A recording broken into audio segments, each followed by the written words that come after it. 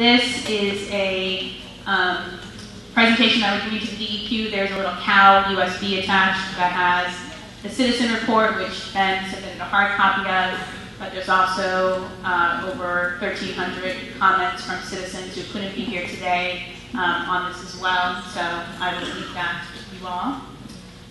First, I just want to go through a few things that we thought the DEQ report got right. You acknowledge that the pipeline route still crosses fragile sandy soil. You acknowledge that the route still crosses the Ogallala Aquifer. You acknowledge the fact that the actual amount of jobs for actual Nebraskans will be roughly 110. And you acknowledge that this pipeline will cross over 163 bodies of water and countless families' private wells. And so I have 2.5 pages of things that you left out. 1, the report acknowledges that this export pipeline, which it is an export pipeline as TransCanada has stated to the Canadian Energy Board, will raise soil temperatures up to 8 degrees at the surface and up to 15 degrees below. How will this man-made increase in temperature affect seed growth? Seed studies that are constantly done by big ag corporations like Monsanto, as well as our general ag economy, especially in the sandy soil and especially under drought conditions. If raising the soil temperature that much will happen that much with soil, what will it do to water temperature? How will the increased temperature affect the so-called microbes that TransCanada likes to brag about that will eat the tar sands supposedly and chemicals during a spill?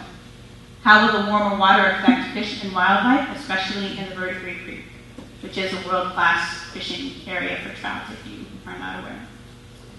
The DEQ has not gotten in writing, obviously, the exact contents of the pipeline, which has been made clear by several testifiers. We also don't know the evacuation zone for when a spill does happen. How will landowners, if they pay for their own water testing, know what they're supposed to test for if they don't know what's in the content of the pipe? Why hasn't the DEQ studied the easements that TransCanada is giving to landowners, and why isn't that economic impact in the report? Will TransCanada be updating their contract with the emergency response provider in the report since that contract has now been expired? How can the DEQ give a final report to Governor Heinemann when you state in your draft report that the independent risk assessment of this export pipeline has not yet been complete? Did the DEQ actually call numbers listed in TransCanada's emergency response plan? We did, and to no surprise to folks here, the folks that were listed had no idea that they were the main emergency response contact for their county and had no training to be the main contactor. First responders along the first route are equally unprepared. When will the DEQ conduct a cost-benefit analysis for this export pipeline, since the route crosses, in your own report, prime farmland and clearly fragile and pristine prairie, which even your report states will take 20 years to restore from damage due to construction? You've only used an oil company's economic model, and that's hardly a proper assessment of risk and reward.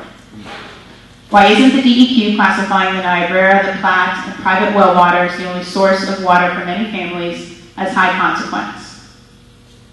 When will the DEQ study the Ponca Trail of Tears that the pipeline route crosses? Let me skip some of these and get into some of the FOIA requests that we did. We did a Freedom of Information request. We understand that the adoption of counterboard tapers is very risky. Has the DEQ requested more information from TransCanada on this practice?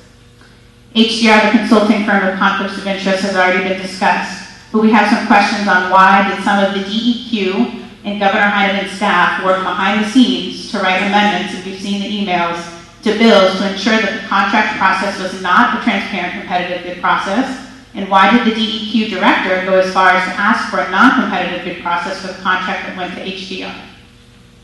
DEQ received a letter, again, from the FOIA request that we know, from the University of Nebraska State Museum regarding dinosaur bones, and he asked why a study hasn't been done on the dinosaur bones in our states as they've been done on other studies with the pipeline route. I'll submit the other issues that have come up in the FOIA request, and I just want to make sure that our message is really clear. TransCanada either moves the route out of the sandhills and out of the aquifer, or you're going to see a landowner and citizen rebellion. Thank you.